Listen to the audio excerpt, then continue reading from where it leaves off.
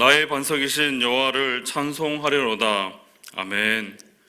전능하사 천지를 만드신 하나님 아버지를 내가 믿사오며 그 외아들 우리 주 예수 그리스도를 믿사오니 이는 성령으로 잉태하사 동정녀 마리아에게 나시고 본디오 빌라도에게 고난을 받으사 십자가에 못 박혀 죽으시고 장사한 지 사흘 만에 죽은 자 가운데서 다시 살아나시며 하늘에 오르사 전능하신 하나님 우편에 앉아 계시다가 저리로서 산자와 죽은 자를 심판하러 오시리라.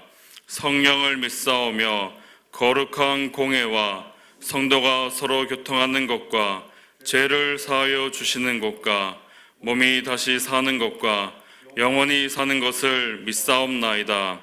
아멘. 내 부모를 공경하라.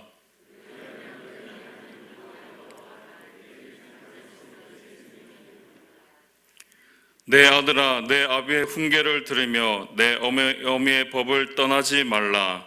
이는 내 머리에 아름다운 간이요 내 목에 금사슬이니라. 아멘.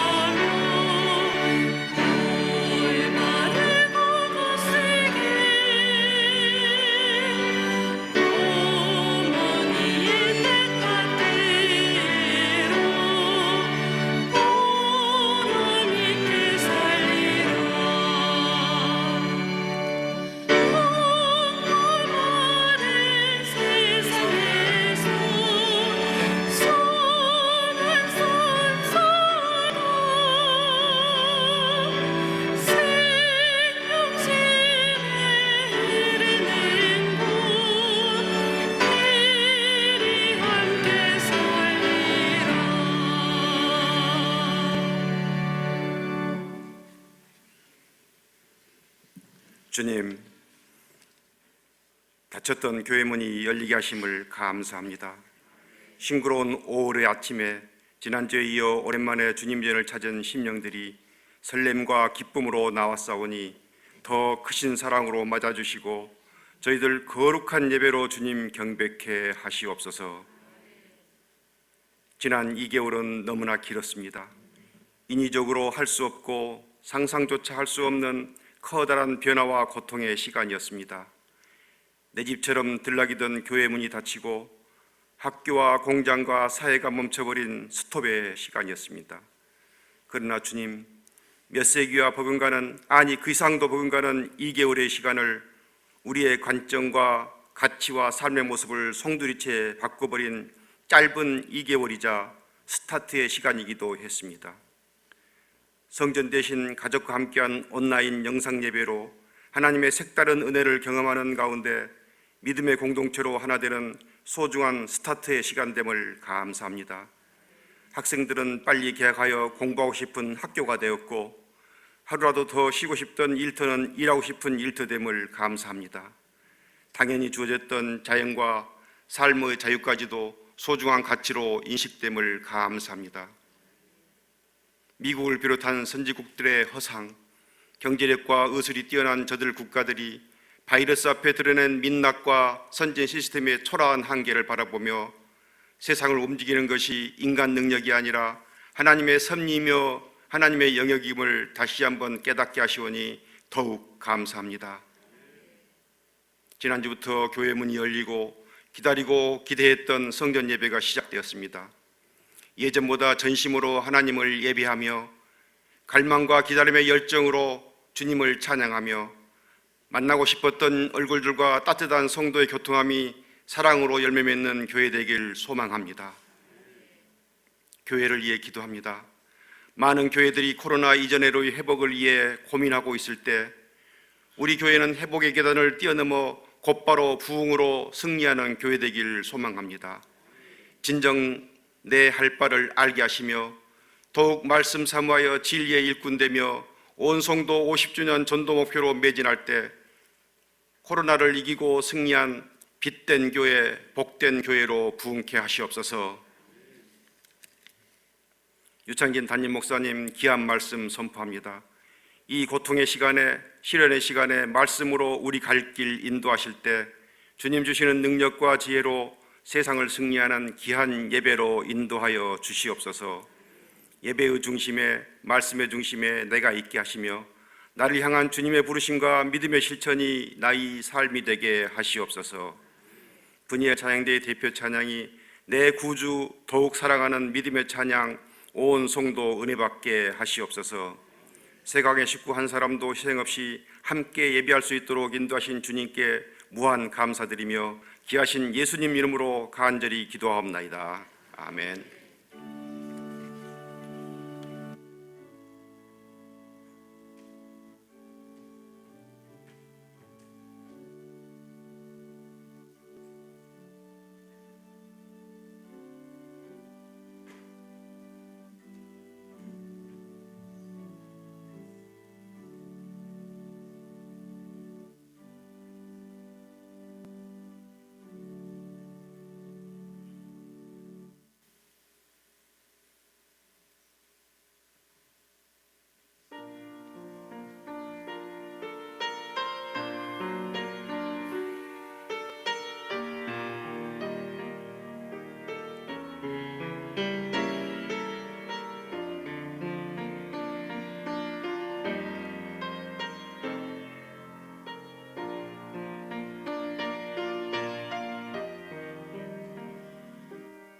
나의 은총을 입으니여 함께 가노라.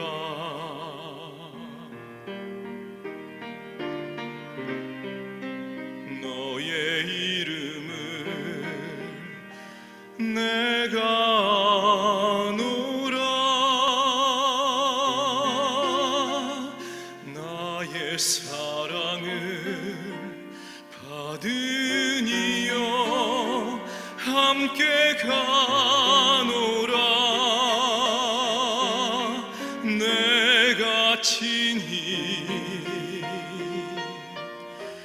함께 가노라.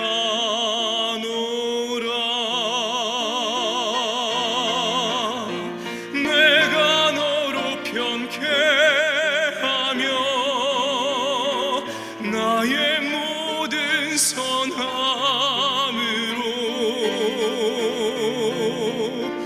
너의 앞을 지나며 나의 이름으로 너를 지키리라. 나의 은총을 입으니여 나의 사랑을 아느니여 내가 너를 축복하노라.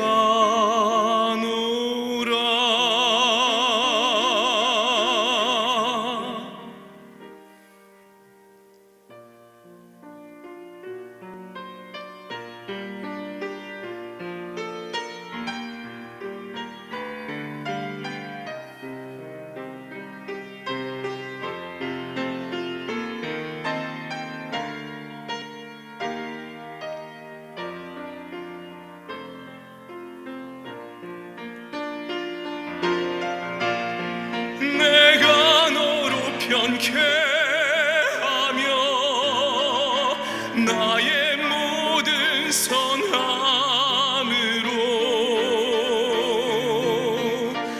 너의 앞을 지나며 나의 이름으로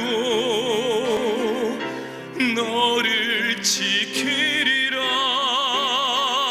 나의 은총을 아느니여 나의 사랑을 아느니여 내가 너를 축복하노라.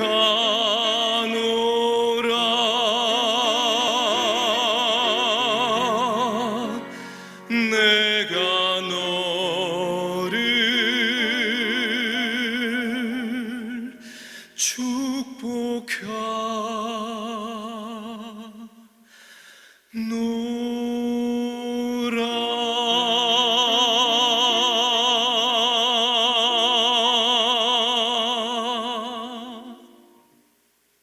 아멘, 아멘, 할렐루야.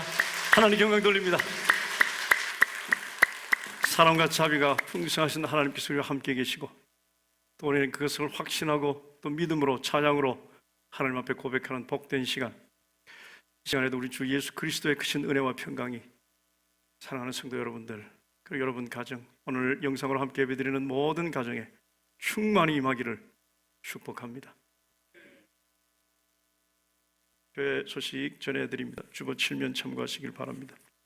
오늘은 어버이 주일입니다. 우리 어버이들께서 부모님들은 꽃을 다 달고 계십니다. 아름다운 꽃, 이 꽃은 아마도 여러분들의 아름다운 부모로서의 헌신과 또 아름다운 여러분들의 모습에 비하면 초라할 정도로 여러분들은 정말 귀하고 아름답고 또 위대한 부모님들이십니다.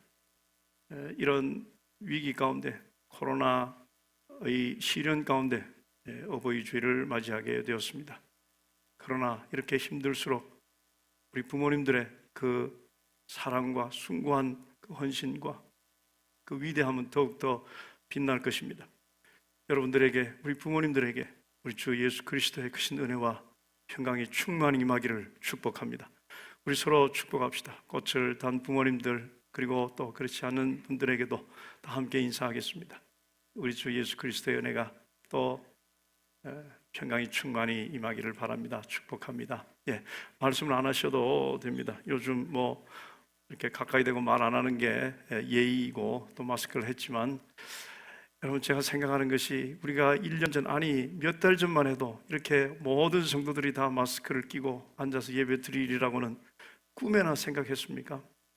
오늘 이런 꿈에도 생각하지 못한 일들이 우리 눈앞에 펼쳐지고 있습니다. 저는 우리가 꿈에도 생각하지 못한 하나님의 또 다른 역사가 우리들이 끝내 하나님께서 하셨구나 라고 고백할 수밖에 없는 그 꿈에도 생각하지 못했던 위대한 역사가 우리들 가운데 일어날 것입니다. 왜냐하면 하나님은 우리의 능력이신 살아계신 아버지이시기 때문입니다. 여러분, 마스크를 다 꼈다고요 제가 여러분 얼굴 모르는 거 아닙니다. 지금 제가 이렇게 다 보니까 누군지 다 알겠어요. 교회 소식 전해드립니다.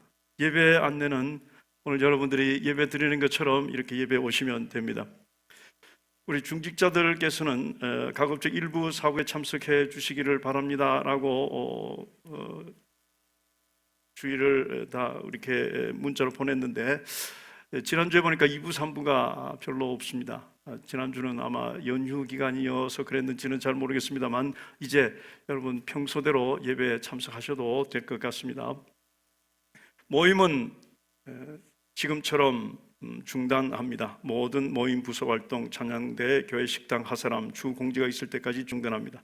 지금 당에서는 언제 최대한 빨리 열 수 있는지 촉각을 곤두세우고 사회 여러 가지 돌아가는 상황들을 주시하고 최대한 빠른 시일 내에 다 열고 또 전과 동일하게 돌아갈 수 있도록 그렇게 애를 쓰고 있습니다. 위에서 기도해 주시기를 바랍니다.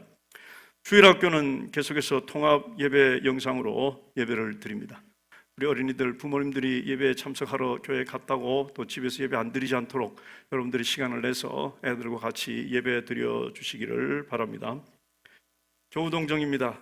지난 주간 슬픔 당한 가정이 있습니다. 당춘자 집사님 남편이시고 김대명 집사님, 김지영 집사님 부친이신 권철웅 성도님 하나님의 부르심을 받았습니다. 손서윤 집사님, 나도건 성도님 부진상을 당하셨습니다. 성도의 위로하는 교제가 넘치시기를 바랍니다. 부임 소식입니다. 우리 관리 집사님으로 함상주 집사님 부임하셨습니다. 이제 우리 사무실이 또 다른 좀 다른 그런 규모로 세팅이 되었습니다. 그래서 기도해 주시고 또 우리 교회 부흥을 위해서 우리 사무실에 계시는 모든 우리 사무원들은 충성해 주시기를 바랍니다. 하나님의 말씀 보겠습니다. 누가복음 22장 31절 32절입니다. 누가복음 22장 31절 32절 같이 함께 읽겠습니다. 시작. 시몬아 시몬아 보라, 사탄이 너희를 밀가부르듯 하려고 요구하였으나 그러나 내가 너를 위하여 내 믿음이 떨어지지 않기를 기도하였노니 너는 돌이킨 후에 내 형제를 굳게 하라. 여러분, 고통과 고난에 대해서 어떻게 생각하십니까? 고통과 고난을 싫어하십니까? 좋아하십니까? 많은 사람들이 고통과 고난은 싫어합니다. 난 고통은 싫어. 고난을 당하는 것은 정말 싫어. 정말 사람들이 고난과 고통을 싫어할까요? 고난과 고통을 싫어한다는 것은 어느 정도 일리는 있지만 정확한 답은 아닙니다. 고난과 고통을 무조건 싫어하지는 않습니다. 정확하게 말하면 사람들이 고난과 고통을 싫어하는데 그 고난과 고통을 싫어하는 것은 그 고난과 고통이 목적이 없는 고난과 고통일 때 그것을 싫어합니다. 목적이 있으면 그 고난과 고통을 좋아하기까지 합니다. 목적이 있으면 그 고통을 선택하고 자원하기까지 합니다. 예를 들어 볼까요? 마라톤 하는 마라톤 선수들. 여러분, 마라톤은 고난입니다. 얼마나 힘들고 고통스러운 것인지 모릅니다. 세계 챔피언이었던 한국의 마라톤 한 사람은 그의 경험을 쓰면서 이렇게 쓴 것을 제가 보았어요. 너무너무 고통스러워서 내가 마주 달려오는 저 트럭에 내 몸을 던지면 이 고통이 끝나지 않을까라는 생각을 하면서 달렸다고 합니다. 여러분, 누가 달리라고 했습니까? 돈을 주면서 자기가 선택해서 마라톤을 하고 그리고 달리는 것, 그 고통을 선택하는 것입니다. 왜 그럴까요? 목적이 있기 때문이에요. 무슨 목적입니까? 성취의 그리고 기쁨의 만족의 목적들. 야, 내가 이것을 이루어냈다라고 하는 성취의 그 만족, 그것이 목적이기에 그것을 성취하기 위해서 그 고통을 참아내며 오히려 그 고통을 즐기는 것입니다. 또 어떤 사람은 산을 오릅니다. 그냥 동산을 오르는 것, 그것은 별로 그렇게 고통스럽지 않지만 에베레스트 등반하는 사람들, 여러분, 그분들은 돈을 내고 거기에 올라갑니다. 너무너무 고통스럽고 너무너무 힘듭니다. 사고도 당하고 그리고 때로는 동상 때문에 발가락을 잘라내고 손가락을 잘라내기도 합니다. 이런 엄청난 고통을 사서 하는 것입니다. 자원해서 하는 것입니다. 왜냐하면 목적이 있기 때문이에요. 너무너무 좋기 때문에, 그 성취감을 다른 것과 비교할 수 없기 때문에 그 고통을 선택하는 거예요. 그 고통을 기쁨으로 받아들이는 것입니다. 정말 큰 고통, 기쁨으로 선택하는 고통이 무엇일까요? 존경하는 우리 어머님들, 여성들이 당하는 고통, 출산의 고통일 것입니다. 아기를 낳는 고통, 제가 아기를 안 낳아봤기 때문에 잘 모르겠어요. 그러나 그 고통이야말로 세상에서 가장 큰 고통이라고 말합니다. 그런데 그 고통 때문에 이제 다시는 아기 안 낳겠다라고 하는 사람은 별로 없는 것 같아요. 고통이 지났지만 그 고통이 주는 큰 기쁨, 아기를 출산한 후에 그 사랑하는 아기를 가슴에 안고 그리고 감격하면서 그 모든 고통들은 다 사라지는 것 같습니다. 그래서 둘째도 놓고 셋째도 놓는 것입니다. 목적이 있으면 고통을 참을 수 있습니다. 목적이 있으면 고통을 이길 수 있습니다. 우리는 지금 고통 가운데 있습니다. 우리는 지금 세계가 직면한 위기 가운데 있습니다. 사람들은 죽겠다고 아우성치고 실제로 굉장히 많은 사람들이 죽어갑니다. 불확실성 속에 있습니다. 내일이 어떻게 될지 모르는 것입니다. 그러나 좋을 것이라고 생각하는 좋은 전망은 하나도 보이지 않습니다.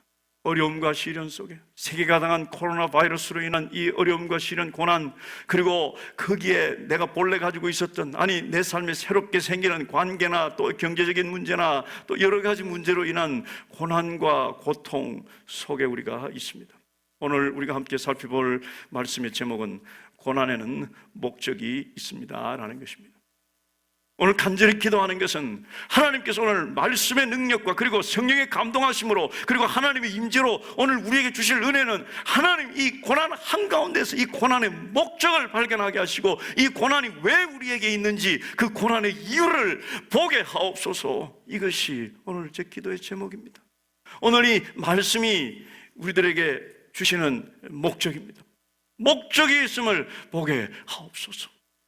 목적이 있으면 이 고난을 이길 수 있거든요. 이 고난을 기뻐할 수 있거든요. 이 고난을 좋아할 수 있거든요. 이 고난을 환영할 수 있거든요.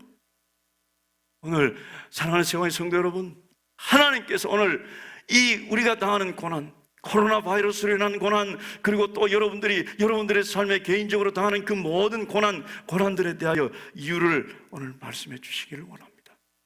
그래서 그 고난이 고난으로 끝나는 것이 아니라 그 고난 때문에 하나님께서 준비하시는, 하나님께서 예비하신 놀라운 역사와 놀라운 여러분들을 통해서 하나님께서 성취하시는 하나님의 목적이 이루어지기를 주님의 이름으로 축복합니다. 베드로를 통해서 우리는 그것을 살펴볼 것입니다. 오늘 우리가 읽었던 말씀, 누가복음 22장 31, 32절 말씀, 시몬아 시몬아 보라 사탄이 너희를 밀가부르 하려고 요구하였으나, 이렇게 말씀합니다. 이 말씀은 예수님께서 베드로에게 이렇게 말씀하시는 거예요. 야 베드로야, 사탄이 너를 공격하려고 하는구나. 사탄이 너를 뒤집어 놓으려고 하는구나. 사탄이 너를 힘들게, 너를 고난 가운데, 너를 괴로움 가운데, 너를 비통함 가운데 넣기 위해서 나에게 허락해 달라고 하는구나. 지금 그 말씀이에요. 너는 이제 큰 어려움에 봉착하게 될 것이다. 부끄러움과 그리고 자괴감과 그리고 슬픔과 그리고 비통함과 그리고 좌절과 절망에 빠질 것, 그것을 지금 사탄이 나에게 요구하고 있구나. 너는 그것을 경험하게 될 것이다 말씀하셨습니다.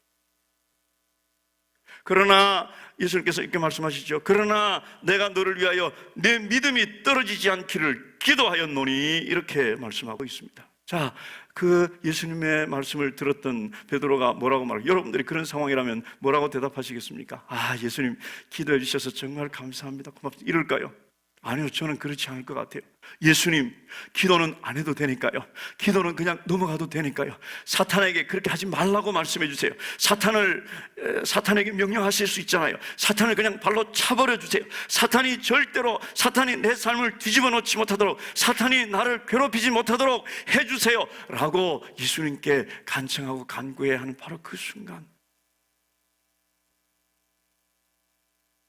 예수님께서는 그것을 허용하십니다.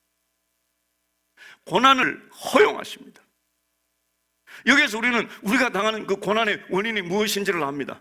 예수님께서 우리를 시험에 빠뜨리시는 것이 아니라 예수님께서는 이런 관계 저런 관계, 어쩌면 적극적으로 어쩌면 소극적으로 그것을 우리들의 삶에 허용하시는 거예요. 예수님은 그 원인이 아니십니다. 그러나 허락하신다는 사실을 우리는 압니다. 우리에게도 동일하게 사탄의 공격은 집요하게 계속되고 있고, 그리고 또 오늘도 시작되고 있습니다. 예수님께서 허용하셨어요. 오늘 이 베드로에게 예수님께서 하신 말씀은 오늘 우리들에게 하시는 말씀입니다. 창진아, 사탄이 너를 밀가부로 듯하려고, 너를 다 뒤집어 놓으려고 나에게 청구하였다, 나에게 요구하였다. 그런데 내가 하지 말라고 그랬다. 예수님께서 그렇게 하시지 않았다는 사실이에요. 그래, 내가 오케이 했다. 그러나 내가 널 위하여 기도하겠다라고 말씀하셨습니다. 우리 모두는 지금 사탄의 공격 아래에 있습니다. 코로나 바이러스를 통한 사탄의 공격, 여러분들의 삶에 여러분들의 자녀들을 통한 사탄의 공격, 여러분 자녀들이 사탄이 아니라 자녀들을 통해서 사탄이 여러분들을 넘어뜨리려고 하는 그런 공격들, 여러분들의 재정적인 문제, 여러분들의 관계 문제, 여러분들의 여러 가지 신앙의 문제든 여러분들의 여러 가지 문제를 통해서 사탄은 우리를 뒤집는 것입니다. 사탄은 우리를 밀가부르듯 흔들어 댑니다. 우리를 괴롭게 하고 우리를 고통스럽게 하고 우리를 고난 가운데로 지나가게 한다, 그 말씀이에요. 이런 시험이 올 때 기억하십시오. 오늘 이 본문을 통해서 우리가 깨닫는 것은, 이런 시험이 올 때 기억하십시오. 하나님께서는 하나님의 우리를 향한 준비를, 고통이라는 꾸러미를 우리에게 보내시면서 시작하신다는 사실입니다. 좀 길지만 한번 따라서 할까요? 하나님의 준비는 고통이라는 꾸러미를 우리에게 보내심으로 시작한다. 다시 말해서 하나님께서 우리에게 이런 고통을 허용하시는 것은 목적이 있다는 사실입니다. 하나님께서는 이 고통을 사용하셔서 우리들을 하나님의 일에 준비시킵니다. 굉장히 중요한, 앞으로 몇 번은 더 반복해서 여러분들에게 들려드릴 문장이 하나 있습니다. 하나님께서는 우리를 통하여 무슨 일을 하시기 전에, 하나님께서는 여러분들을 통하여 무슨 일을 하시기 전에 우리 안에 어떤 일을 먼저 하신다 라는 말씀입니다. 우리들을 통해서 하나님 일을 하시기 전에 우리 속에서 하나님께서 무엇인가 먼저 하시는 것입니다. 우리를 일으키시고, 우리를 때로는 괴롭게 하셨다가 일으키시고, 우리를 때로는 가르셨다가 붙이시고, 우리를 자르셨다가 붙이시고 하는 그런 우리 안에서의 일을 먼저 하신 후에 하나님께서 우리들을 통해서 하나님의 일을 하시는 것을 봅니다. 베드로를 통해서도 우리는 그것을 볼 수가 있어요. 예수님께서 이렇게 말씀하셨을 때 베드로가 아닙니다, 아닙니다, 아닙니다. 무슨 말씀입니까? 나는 예수님이 가는 곳에 내가 다 갈 것입니다. 33절 보니까 그가 말하되 내가 주와 함께 오게도 죽는데도 가기를 각오하였나이다. 다음 절에 이르시되 베드로야, 예수님께서 말씀하십니다. 내가 네게 말하노니 오늘 다 굴기 전에 네가 3번 나를 모른다고 부인하리라 하시니라. 다 굴기 전에 네가 3번 나를 부인하리라. 아닙니다, 아닙니다 했지만 성경 구절을 쭉 지나 61절, 60절 부분쯤에 보면 베드로는 예수님께서 말씀하신 그대로 예수님을 모른다고 3번이나 부인하고 있습니다. 부인한 후에 닭이 꼬꼬댁하고 우는 소리를 들었습니다. 닭이 우네 하는 그 순간 재판을 받고 있던 예수님 고개를 돌리셔서 베드로를 쳐다봅니다. 베드로와 눈이 마주쳤어요. 베드로는 그 자리에서 거꾸러졌습니다. 그리고 밖으로 나와서 울었다고 그랬어요. 통곡했다고 그랬어요. 통곡했다. 피크로스라는 정말 비통하게, 너무나도 절실하게 모든 것을 다 쏟아내면서 통곡했어요. 울었어요. 이것이 베드로가 경험한 최고의 괴로움이었을 것입니다. 이것이 베드로가 경험한 최고의 아픔이었을 것입니다. 베드로는 지금 그것을 경험하고 있어요. 그것을 지나가고 있습니다. 그 고통 속을 지나가고 있어요. 우리들이 당하는 이 고통은 예수님께서 모르시는 것이 아니라 예수님께서 사탄이 나에게 청구한 것, 그것을 내가 너에게 이르도록 허용한다 했던 바로 그 고통, 지금 이 베드로는 그 고통을 당하고 있습니다. 그 고통이 무엇이었습니까? 실패의 고통이었어요. 나는 실패하지 않을 줄 알았는데, 나는 잘 해낼 줄 알았는데, 내가 이런 사람이었구나, 내가 이렇게 다 망가졌구나, 모든 것이 다 끝나버렸구나, 난 망했다 라는 그 좌절과 절망과 고통 한가운데를 지금 지나가고 있어요. 어떤 사람은 지금 그렇습니다. 내가 잘 될 줄 알았는데 나는 이런 실수투성입니다. 하나님, 제가 좀 괜찮은 사람인 줄 알았는데 하나님, 내가 이렇게 엉망입니다. 엉망. 하나님, 난 좀 괜찮은 목사인 줄 알았어요. 그런데 하나님, 날 보니 그것이 아닙니다. 하나님, 왜 내가 이 모양입니까? 왜 내가 이렇게 실패합니까? 왜 내 삶이 이렇게 망가졌습니까? 왜 내 삶이 이렇게 힘듭니까? 왜 내 삶이 이렇게 비참합니까? 라는 그 고통의 소리, 그 고통의 한가운데를 지금 이 베드로가 지나가고 있는 것입니다. 성령의 열매를 맺어야 하는데 내가 맺는 열매는 분노의 열매뿐입니다. 하나님, 어떻게 하면 좋습니까? 자, 이렇게 고통의 고난의 한가운데를 지날 때 하나님께서는 어디 계셨는가? 하나님께서는 무엇을 하셨는가? 또다시 제목으로 돌아갑니다. 모든 고난에는 목적이 있습니다. 따라서 우리들의 삶에 일어나는 이 힘든 일들, 고난들을 고난이라는 렌즈를 통해서, 고난이라는 관점의 렌즈를 통해서 보면 안 됩니다. 내 삶에 이런 문제가 있어. 이건 괴로워. 내 삶에 이런 아픔이 있어. 내 삶에 이런 문제가 있으니까 나는 너무너무 힘들어. 고난이라는 관점의 렌즈를 통해서 보면 우리들 삶의 모든 것들이 다 고난이에요. 그러나 우리들의 삶에 일어나는 모든 고난을 목적이라는 렌즈를 통해서, 하나님의 목적이라는 렌즈를 통해서 본다면 거기에서 새로운 것들을 보게 될 것입니다. 또다시 말씀드립니다. 하나님께서는 우리를 통하여 무슨 일을 하시기 전에 우리 안에 먼저 무슨 일을 하신다. 내가 지금 지나가고 있는 이 고통의 길, 우리 모두가 지나가고 있는 이 힘든 고난의 길, 이것은요, 목적이 없는 것이 아닙니다. 여기에는 분명히 목적이 있습니다. 성경은 우리들에게 끊임없이 그것을 말씀해 주고 있는데, 로마서 8장 28절 말씀 같이 한번 읽겠습니다. 로마서 8장 28절 시작. 우리가 알거니와 하나님을 사랑하는 자 곧 그의 뜻대로 부르심을 입은 자들에게는 모든 것이 합력하여 선을 이루느니라. 모든 것이 합력하여 선을 이룬다고 말씀합니다. 모든 것은 말 그대로 모든 것이, 좋은 일, 나쁜 일, 괴로운 일, 슬픈 일, 모든 일, 내가 정말 잘 결정해서 내가 정말 잘 결정했구나 하고 만족하는 일, 또 어떤 일은 내가 그렇게 하지 말았어야 하는데 내가 왜 그랬을까라는 그런 후회스러운 일들, 그 모든 일들이 다 합해서 선을 이룹니다. 모든 일들이 다 맞아지면서 이 나쁜 일 때문에 선이 이루어지고 좋은 일 때문에 선이 이루어지고 다 선. 그런데 누구에게 그런가? 하나님을 사랑하는 자. 여러분, 하나님 사랑하시면 아멘 합시다. 아멘. 하나님을 사랑하는 자, 그리고 중요한 것, 곧 그의 뜻대로 부르심을 받은 자. 곧 그의 뜻대로 부르심을 받았다는 것은 많은 성경에 그의 목적대로 부르심을 받는다. According to His purpose. 그랬어요. 그의 목적대로 부르심을, 목적에다 동그라미를 치세요. 목적대로 부르심을 받은 자, 하나님을 사랑하는 자. 여러분들은 하나님의 목적이 있다 말씀입니까? 없다 말씀입니까? 있다는 말씀이에요. 모든 일에는 고통스러운 일, 기쁜 일, 좌절과 절망의 일, 비참한 일, 그리고 자랑스러운 이 모든 일들에는 목적이 있습니다. 하나님의 뜻이 있어요. 지난주에 우리가 살펴봤던 야고보서 1장 2절에서 4절 말씀 같이 한번 읽겠습니다. 시작. 내 형제들아, 너희가 여러 가지 시험을 당하거든 온전히 기쁘게 여기라. 이는 너희 믿음의 시련이 목적이 있어서 인내를 만들어내는 줄 너희가 압니다.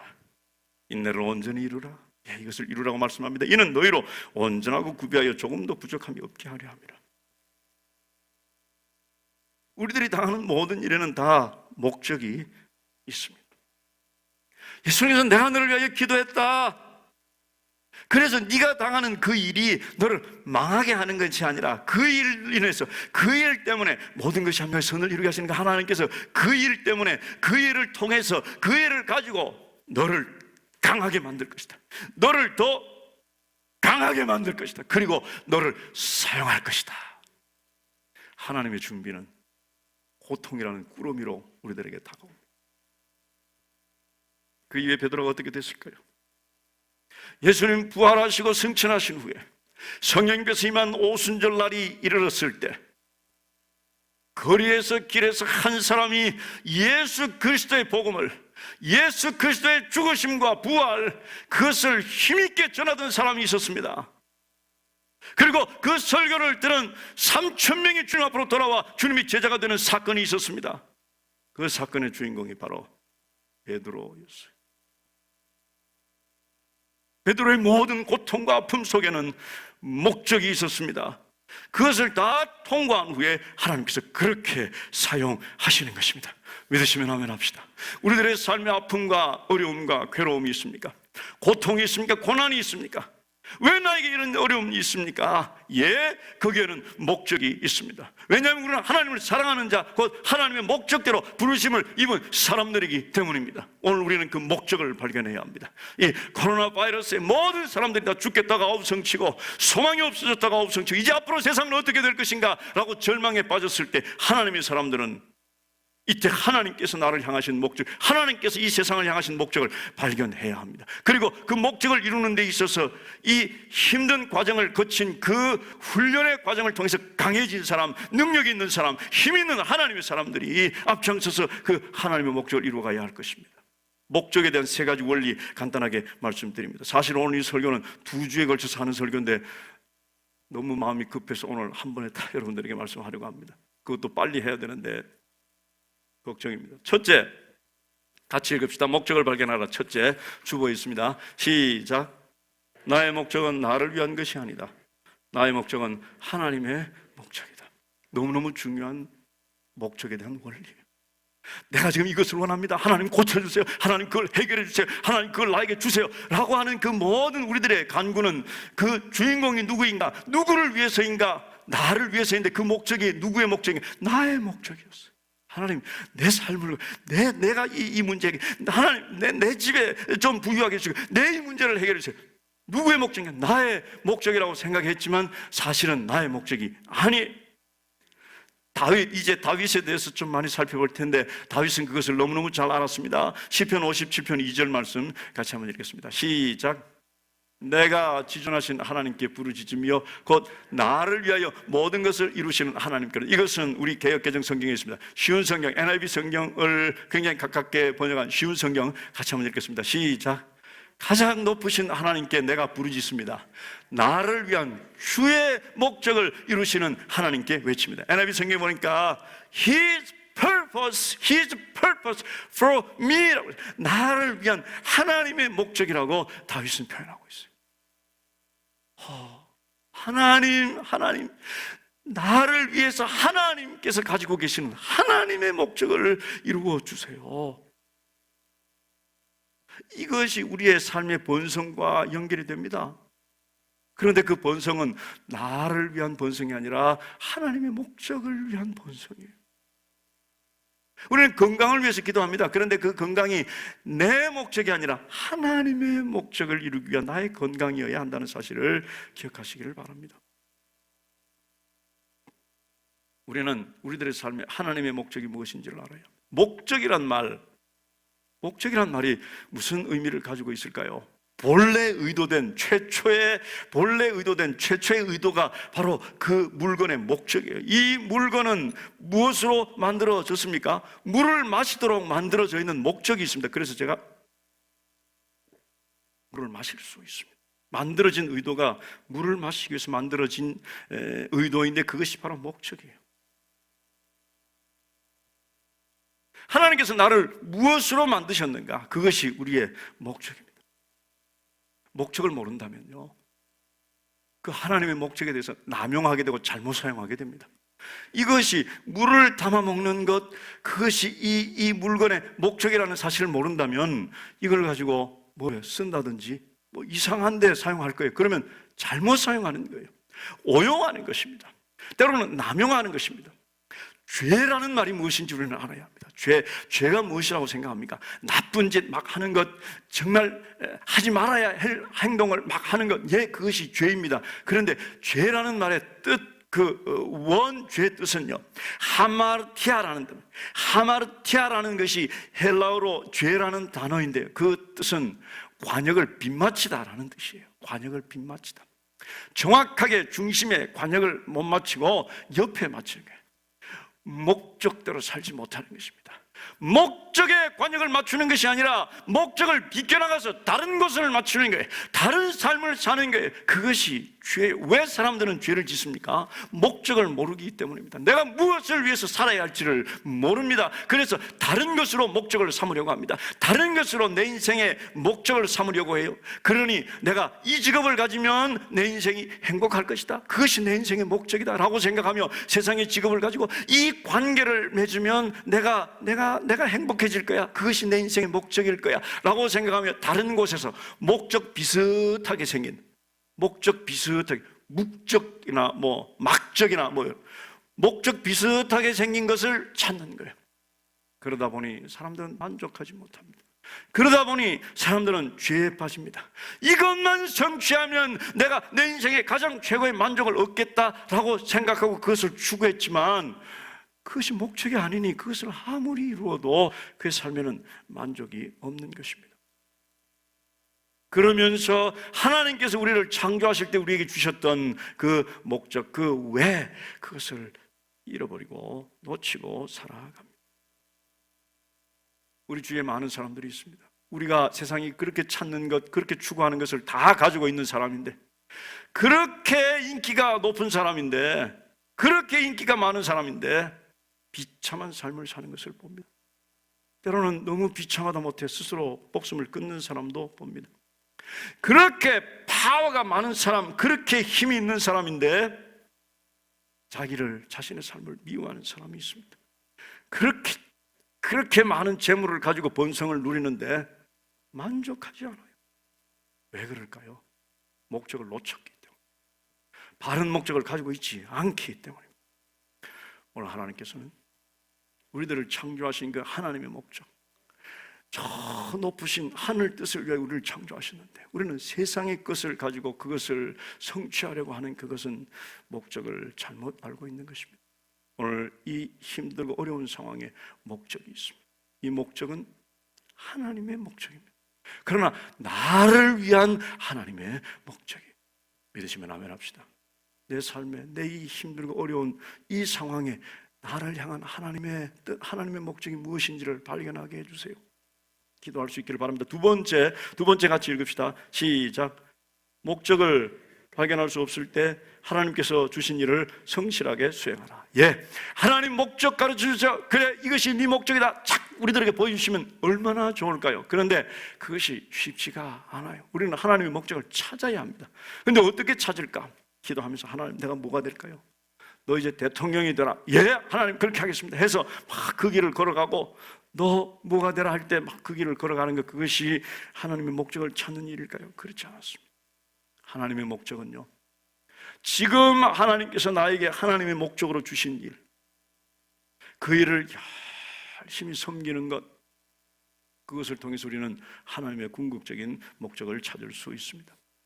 또 다윗의 이야기입니다. 다윗이 왕으로 기름 부음 받을 때 10대 소년이었습니다. 사무엘상 16장을 여러분 돌아가셔서 잘 읽어보시기를 바랍니다. 이새의 아들 중에 내가 기름 부어 왕으로 세우겠다 하나님 말씀하셔서 기름병을 가지고 이새의 집으로 갔습니다. 아들이 많았어요. 큰아들이 이 사무엘 앞에 탁 나타났습니다. 사무엘이 그 외모를 보고 너무너무 멋있으니까 기름을 부으려고 했습니다. 그런데 하나님께서 아니다 너 지금 무슨 짓을 하는 것이냐, 그게 아니다, 걔가 아니다. 다음 또 왔어요. 그것도 아니다. 또 다음이 왔어요. 그것도 아니다. 아멘 할 때까지 7명이나 그냥 지나갔어요. 아무도 없었어요. 이제 아들이 없느냐? 그럴 때 저 들에 양치는 아들 하나가 있는데 우리 막내입니다. 데려와라 그랬어요.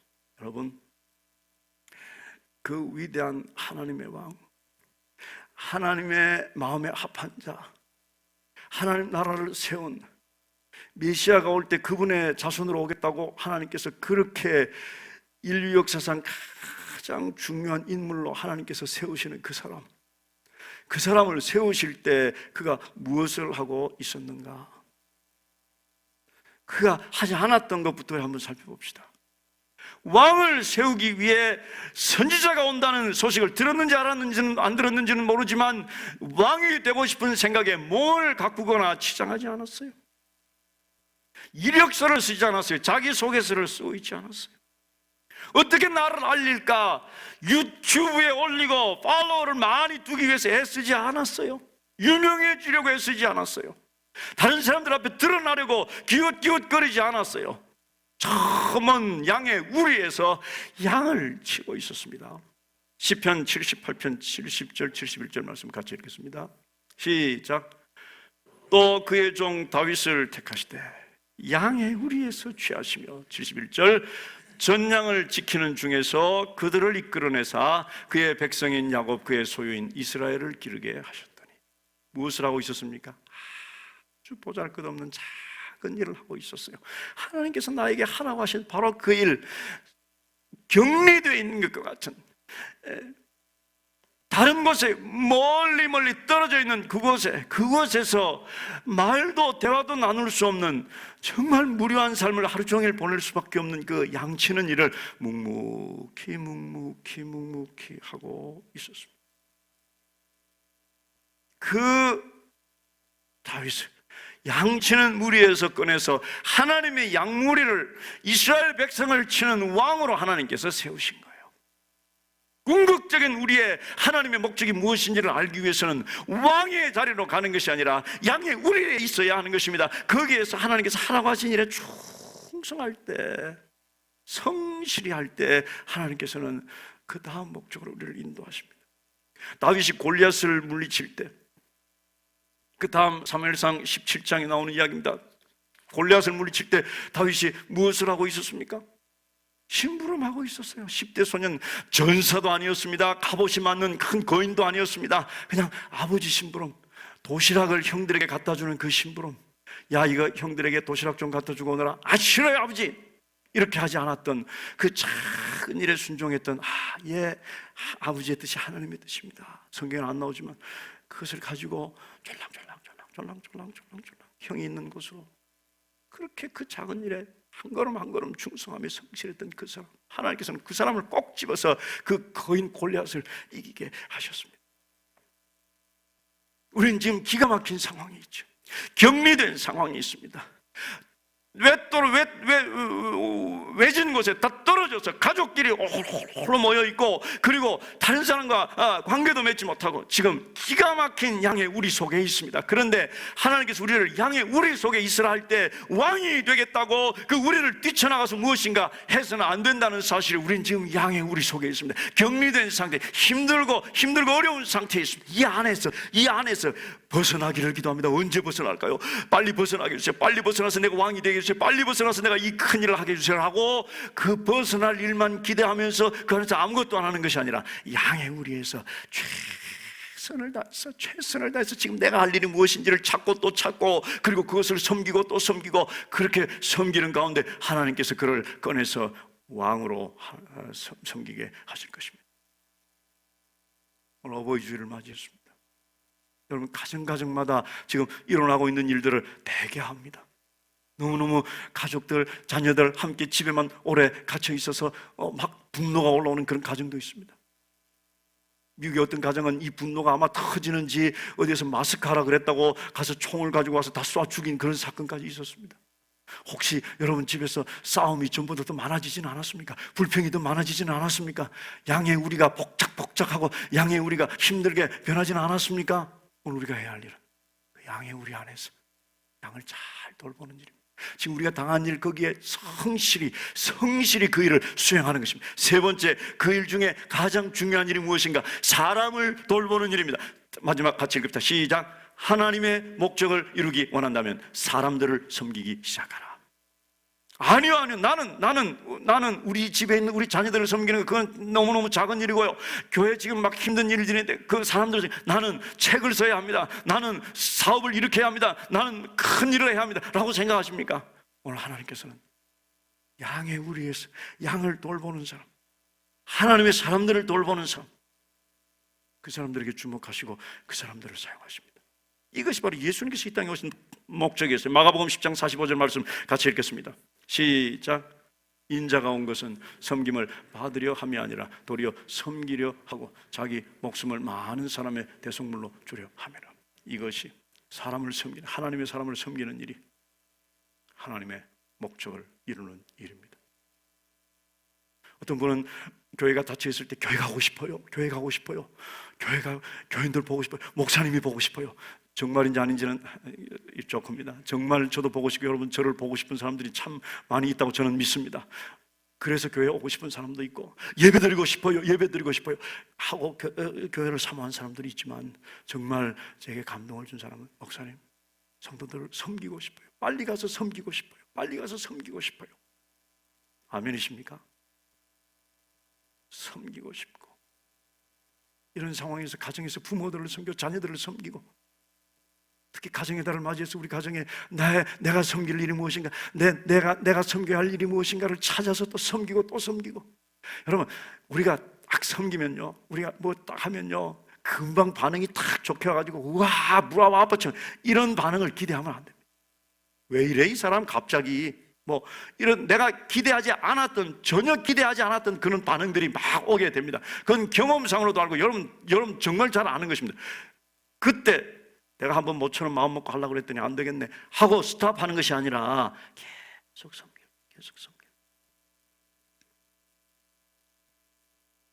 다음 주일은 나는 구경꾼이 아닙니다 라는 제목으로 말씀을 전할 것입니다. 이제 우리는 가만히 앉아 있을 사람이 아닙니다. 이거 다 지나갈 때까지 그냥 꼼짝도 하지 않고 가만히 있겠습니다 라고 하나님 앞에 있을 사람이 아니라는 사실을 기억하시기를 바랍니다. 이제 말씀을 맺겠습니다. 하나님의 목적이 있습니다. 한번 따라합시다. 하나님의 목적이 있다. 분명히 목적이 있습니다. 그런데 우리는 그 목적을, 하나님의 목적을 잘 알 수가 없어요. 잘 살펴볼 수, 잘 이해할 수가 없어요. 특히 우리들의 삶에 지난 그 세월들, 하나님의 목적이 있었는지 없었는지를 지나온 그 삶의 한 장씩, 한 순간을 찍은 그 사진 한 장씩 찰칵한 그 사진 한 장만을 본다면 우리는 절대, 아니 거의 하나님의 우리를 향한 목적을 발견할 수 없을 거예요. 힘들었던 그 한순간 그것만 생각하면 하나님의 목적이 없는 것 같아요. 내 삶이 정말 괴로웠던 그 한순간 사진을 우리 기억 속에 남아있을 것입니다. 그것을 한 장씩 본다면 우리는 하나님의 우리를 향하신 목적을 발견할 수 없을 거예요. 여러분, 한 좋은 방법을 여러분들에게 말씀을 드리려고 합니다.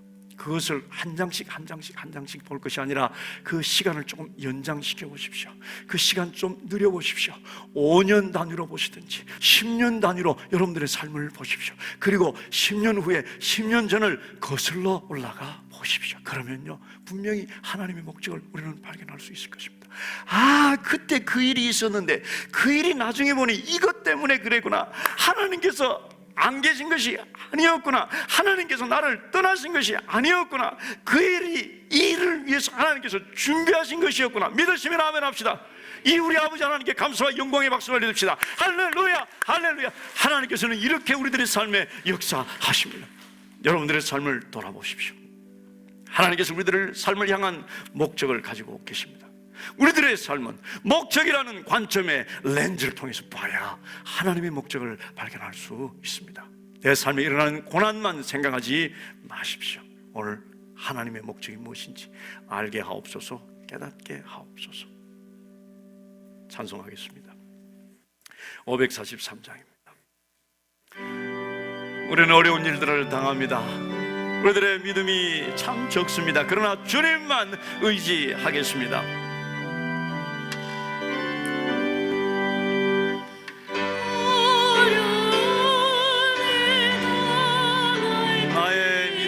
적으나 믿음 적으나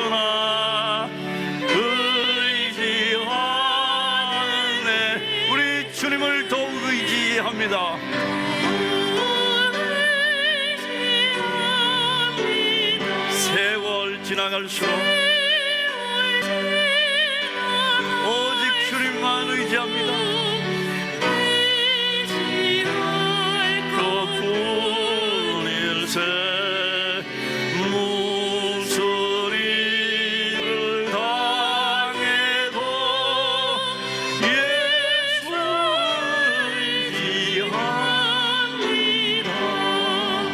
성령님 내 마음 밝히 비춰 하나님의 목적을 보게 하옵소서. 나를 인도하시는 하나님의 손을 보게 하옵소서.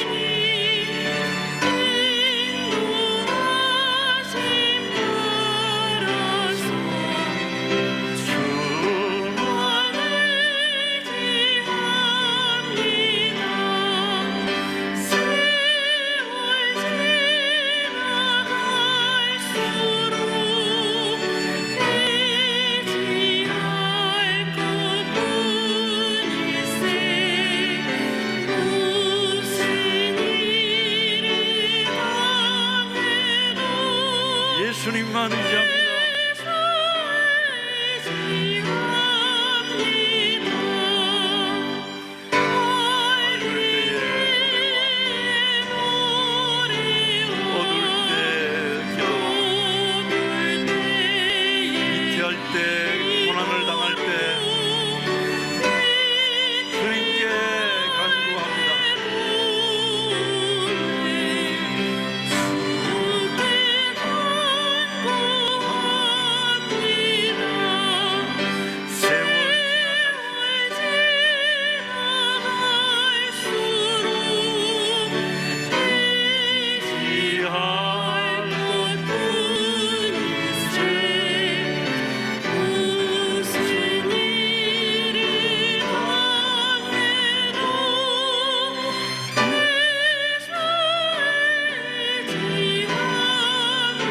우리 사들은 다 같이 일어나서 찬송합시다.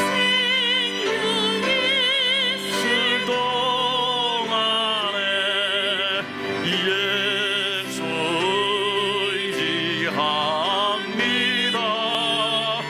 천국 올라가도록 의지할 것 주님뿐입니다. 분일세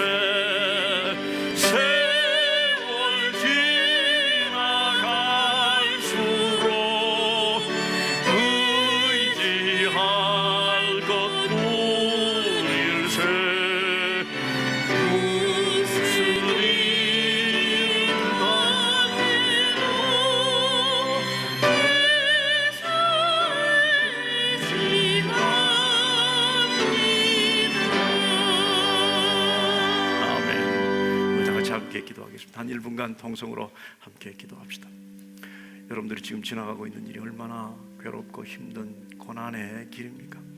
고난의 시간들입니까? 온 세계가 지금 다 불확실한 미래와 어떻게 될지 모르는 불안함과 염려와 걱정, 근심 속에 있습니다. 우리들의 삶도 거기에 개인적인 여러 가지 일들이 우리를 힘들게 하고 있습니다. 자, 오늘 하나님께서는 그 가운데 나의 목적이 있다 말씀하십니다. 우리가 아는 대로 목적이 있는 괴로움은 능히 이겨낼 수 있고 기쁨으로 지나갈 수 있습니다. 하나님, 목적을 보게 하옵소서. 목적을 발견하게 하옵소서. 왜인지 알게 하옵소서. 우리 다 같이 한 1분간 통성으로 함께 기도하겠습니다. 기도합시다. 하나님 감사합니다. 아버지 하나님, 주님의 백성들이 주님을 사랑하는 자, 주님의 목적대로 부르심을 받은 주님의 백성들이 오늘 이 시간 힘든 그 한가운데서 괴로움 한복판에서 주님 앞에 나와 예배합니다. 오 아버지요, 이 시간 우리들을 이곳에 허락하신 우리 아버지 하나님의 뜻을 알게 하시고 이 고통을 통해서 하나님 우리를 준비시키신다는 사실을 깨닫게 하시며 이 고통이 지나간 후에 정금같이 나오는 주의 백성들 되게 하여 주시옵소서. 오 아버지 하나님 감사합니다. 걸어가신 아버지 하나님 은혜를 감사합니다. 이 아침에 하나님을 사랑하는 자, 곧 하나님께서 위대하신 목적을 주신 하나님의 백성들이 주님 앞에 나와 예배합니다. 너무나 힘든 괴로움 한복판에서 주님 앞에 나왔습니다. 힘들고 어려운 시련 한가운데서 주님 앞에 나왔습니다. 그러나 오늘 말씀을 통해서 이 모든 것이 하나님의 손 안에 있고, 그러나 이 모든 것 가운데서 하나님께서 우리를 향하신 목적이 있음을 알게 하옵소서. 목적을 보게 하옵소서. 그리고 발견하여 그 목적대로 살아내게 하여 주시옵소서. 그래서 이 환난이 지난 후에 정금같이 나오는 주님의 백성들 되게 하여 주시옵소서. 주님의 은혜 감사하여 예물 드린 손길들이 있습니다. 감사 예물 드리고 또 말씀에 순종하여 11조를 드리고 여러 가지 제목으로 하나님 일이 중단되지 않고 하나님께 영광 돌릴 수많은 일들을 위해서 하나님 앞에 예물 드린 그 예물을 하나님 기쁘게 받아 주시옵시고, 하나님 일에 귀하게 능력 있게 기적적으로 쓰이게 하시며 머리 숙인 주의 백성들에게 은혜 베풀어 주시옵소서. 특별히 부모들에게 하나님 은혜 베푸시사 그 과거에서 모든 것에 하나님의 방법으로 하나님의 은혜로 채우시고 가정과 자녀들에게 큰 은혜를 충만케 하여 주시옵소서. 지금은 우리 주 예수 그리스도의 크신 은혜와 하나님 우리 아버지의 무한하신 사랑과 성령님의 교통하심과 감화 감동 충만하심이 머리 숙인 사랑하는 주님의 자녀들 심령에 영원토록 함께 있을지어다. 아멘. 하나님 감사합니다. 한 사람 한 사람 주님의 자녀들이 주님께서 목적을 가지고 부르신 사람들의 오늘 저들을 붙드시고 저들 안에 있는 그 주님께서 주신 목적들이, 주님께서 우리 삶의 이유들이, 주님께서 주신 이 고통을 지나가는 그 모든 이유들이 드러나게 하시고